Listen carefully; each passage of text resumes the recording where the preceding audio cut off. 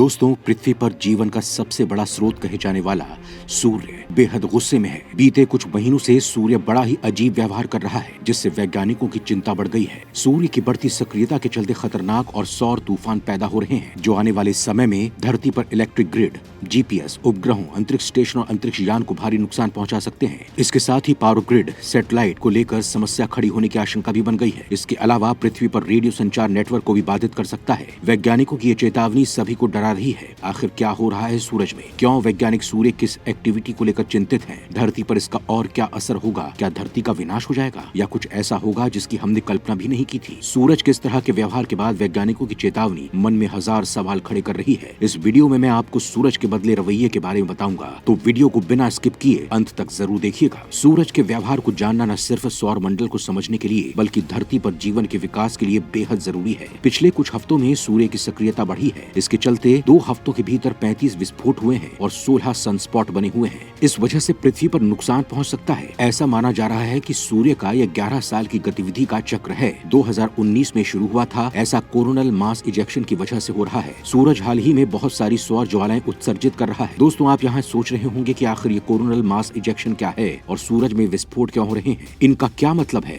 साथ ही ये सौर चक्र क्या है। तो चलिए हम आपको समझाते हैं कि आखिर सूरज में ऐसा क्यों हो रहा है। दरअसल दोस्तों, आग का गोला कहे जाने वाले सूरज दरअसल एक बड़ा परमाणु रिएक्टर है। सूरज में 98% हाइड्रोजन और हीलियम है। इसके सब्सटेंस में तापमान और दबाव इतना ज्यादा है कि हाइड्रोजन परमाणु मिलकर हीलियम परमाणु बन जाते हैं। इस प्रक्रिया में बहुत सारी ऊर्जा पैदा होती है। सूरज के मटेरियल की एक चुटकी इतनी ऊर्जा पैदा करती है जितना पाने के लिए हजारों मीट्रिक टन कोयला जलाना होगा। सूर्य दूसरे अन्य तत्वों से भी बना है। सूर्य पर कार्बन, नाइट्रोजन और ऑक्सीजन भी प्रचुर मात्रा में है। हाइड्रोजन और हीलियम से भारी सभी तत्व वहाँ मौजूद हैं। धरती से देखने पर सूरज बहुत बड़ा नहीं लगता हो, लेकिन वो आकाश में चमकदार स्पॉट की तरह दिखता है। असल में उसका घेरा 7 लाख किलोमीटर और उसके गर्भ का तापमान 1.5 करोड़ डिग्री सेल्सियस है। बाहर की आखिरी सतह पर भी उसका तापमान 5500 डिग्री सेल्सियस रहता है। सूरज की बाहरी सतह खौलती उबलती दिखती है। गर्म और चमकदार तरल सूरज के अंदर से बाहर निकलता है और ठंडा होता जाता है और फिर से अंदर की ओर चला जाता है। ये चक्र लगातार चलता ही रहता है। कभी कभी सूरज की सतह पर बड़े बड़े काले धब्बे दिखने लगते हैं और करीब महीने भर रहते हैं। काफी समय तक लोग इसके बारे में चकित रहते थे, लेकिन अब पता चला है कि ये धब्बे तीव्र चुंबकीय क्षेत्र के कारण दिखते हैं। जब सूरज अत्यंत सक्रिय होता है तो भूचुंबकीय तूफान पैदा हो जाते हैं और सूरज बड़ी मात्रा में आवेशित अणुओं को अंतरिक्ष में फेंक देता है। ये अणु उपग्रहों से टकरा सकते हैं और उन्हें नष्ट कर सकते हैं। वो पृथ्वी पर बिजली के सब स्टेशनों के काम में भी बाधा डाल सकते हैं। पिछले कुछ समय में सूरज ज्यादा एक्टिव हो गया है, जिसे कोरोनल मास इजेक्शन कहते हैं। कोरोनल मास इजेक्शन सूर्य पर होने वाले खतरनाक विस्फोट होते हैं, जिनका पृथ्वी पर भी असर होता है, क्योंकि ये सीधे पृथ्वी की ओर आते हैं। ये सूर्य की सतह पर होने वाले सबसे बड़े विस्फोट में से एक माने जाते हैं। ये सौर प्लाज्मा के बड़े बादल होते हैं। कोरोनल मास इजेक्शन धरती की तरफ से आते हुए जब उन्हें ऑक्सीजन और नाइट्रोजन एक साथ मिलते हैं तो ये आसमान में दिखते हैं। इनमें पृथ्वी की चुंबकीय शक्ति को बदलने की ताकत होती है। इससे कई मिलियन मील प्रति घंटे की रफ्तार से 1 अरब टन तक पदार्थ बाहर निकल सकते हैं। हालांकि ये क्यों होते हैं, इसे लेकर अभी शोध किए जा रहे हैं, लेकिन सूर्य का चुंबकीय क्षेत्रों का इसमें अहम योगदान होता है। कोरोनल मास इजेक्शन के साथ साथ सूरज में भी एक एक्टिविटी सोलर फ्लेयर भी होती है। ये भी, लेकिन इन दोनों में काफी अंतर होता है। अभी हाल ही में आपने सोलर फ्लेयर के बारे में काफी सुना होगा। वैज्ञानिकों ने इसे लेकर भी कई चेतावनियां जारी की थी। जब सूर्य से चुंबकीय ऊर्जा रिलीज होती है तो इससे निकलने वाली रोशनी से